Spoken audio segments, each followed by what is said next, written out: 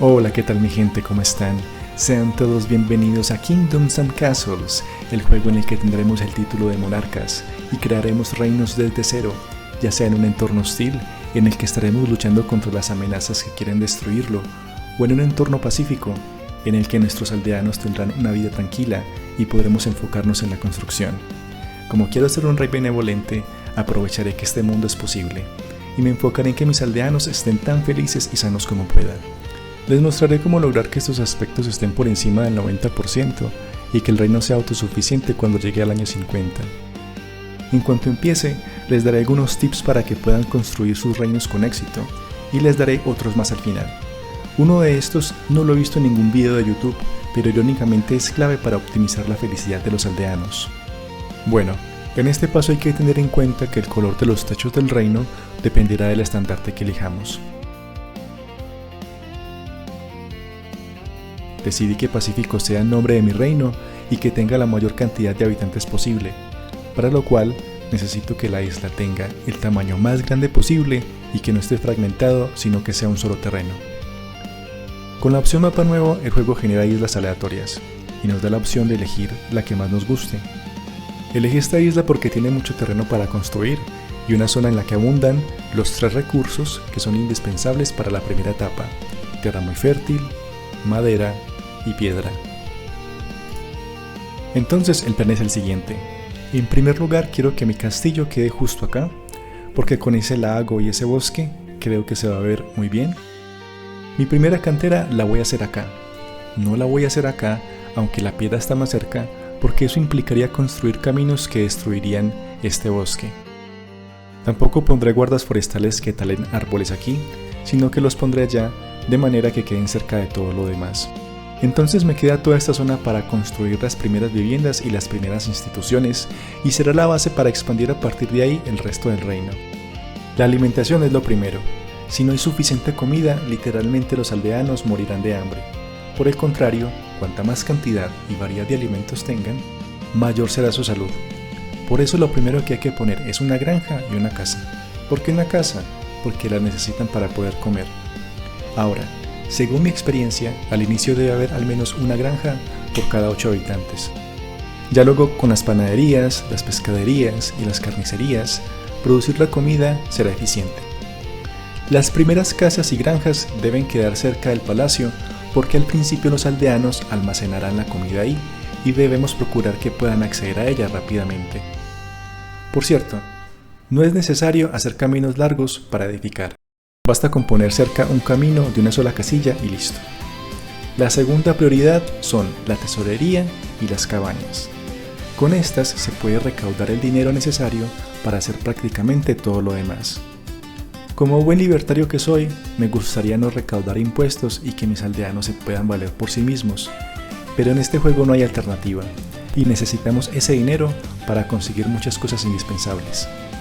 Les recomiendo que dejen los impuestos a una tasa del 20%. Si los suben, bajará la felicidad, y si los bajan, será muy difícil conseguir esas cosas a tiempo. También podría edificar palacetes en lugar de cabañas, pero si lo hago, los aldeanos serán menos felices. Esto puede deberse a que al palacete se le sacan más impuestos. Otro tip es que es mejor procurar tener los establecimientos grandes en lugar de los pequeños. Así ahorraremos recursos y dinero a largo plazo. También tengan presente que la eficiencia del juego depende de cómo ordenamos la prioridad de tareas. La idea es que no queden vacantes en las labores que necesitamos con urgencia. Luego al final del video les daré más tips. Por ahora los dejo con el resto del proceso.